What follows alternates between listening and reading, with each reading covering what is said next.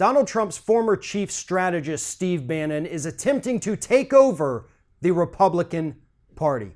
It was announced recently that Steve Bannon is going to be running primary challengers to several key Republicans, including Senators Dean Heller and Jeff Flake from Arizona. They have both expressed some disinterest with what Donald Trump has done. And so Steve Bannon says, to hell with it, I'm meeting with the Mercer family, a group of wealthy GOP donors, and we're going to find a replacement, somebody to primary these people and get them out of office so we can get more Trump loyalists, but more importantly, more Breitbart loyalists in office here in the United States. Bannon has also decided he's going to step into the Alabama Senate race where he's supporting former Alabama Supreme Court Justice Roy Moore, the guy who's consistently been sued and lost for his decision to put the Ten Commandments in front of his courtroom, over Luther Strange, who is the Republican establishment favorite. So Bannon's weighing into that one as well. But what's happening overall here is that Steve Bannon is trying to remake the entire Republican Party and push it further to the right. And not just in terms of policy, right? We all know what Steve Bannon really stands for. We know what Breitbart stands for.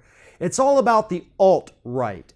Those people that you don't want to talk about. Those people that showed up in Charlottesville and ran over a woman and killed her with their vehicle. Those are the people that Steve Bannon and Breitbart and Donald Trump are playing to right now. Those are the people that they want to help put in office. Maybe not the same caliber, but close enough. That's what Steve Bannon and Breitbart have always been about.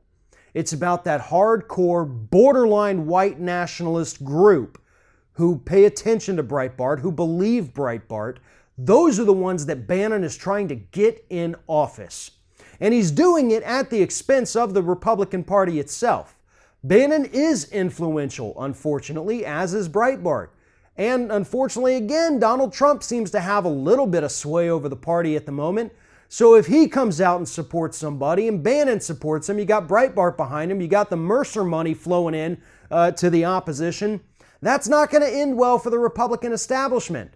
And what it's going to do is signal the final death throes, the death rattle really, of the Republican Party.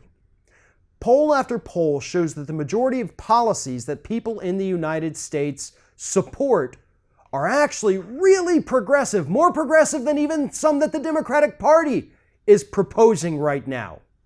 They want Medicare for all, they want debt-free college, they want regulations on Wall Street, they don't want tax cuts for the wealthy. They want a life that's better for themselves and for everyone around them. Those are progressive policies.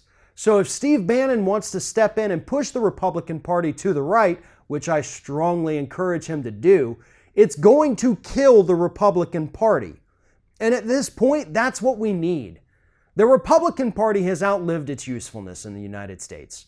They have not come up with a new policy proposal since the 1980s when they invented the idea of trickle-down economics, even though it's been an abject failure. And the guy who created it said that in theory it works, but in practice it is impossible for it to actually work. So they know it doesn't work and that it can't work and that there's no way it ever would work, but that really was their last idea.